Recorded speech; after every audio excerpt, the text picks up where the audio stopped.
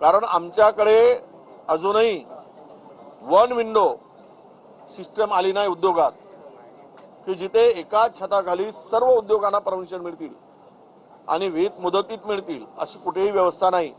अजूनही उद्योग विभागाला जमीन मिळवण्यासाठी पैसे मोजावे लागतात, घूस द्यावी लागते।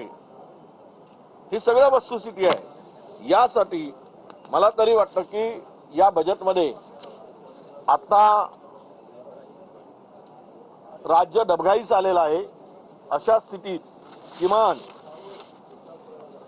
मला तरी असं वाटतं की शेतकरी, बेरोजगार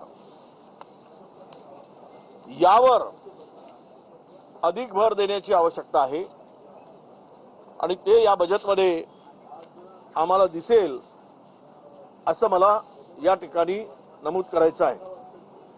विशेष करून आपण हे जे काही इन्फ्रास्ट्रक्चरवर वाढ जी झाली किंवा दाखवली जाते नेहमी केलंच पाहिजेत। राज्याच्या पायाभूत सुविधा मजबूत झाल्याच पाहिजेत, परंतु त्यामध्ये रोजगार निर्मिती आणि एग्रीकल्चर प्रोड्यूसवर परिणाम होता कामा नये हा बॅलन्स सुद्धा सरकारने केला पाहिजे। आणि म्हणून आमची आज जागतिक जे काही आता अस्थिरता आहे किंवा इराण इस्रायल युद्ध आहे या पार्श्वभूमीवर उद्या सरकारला उपाययोजना करण्याची आवश्यकता आहे। उद्या डिझेल पेट्रोलचे भाव वाढतील म्हणजेच आपल्याला ते उपलब्ध होणार की नाही हा वेगळा प्रश्न आहे।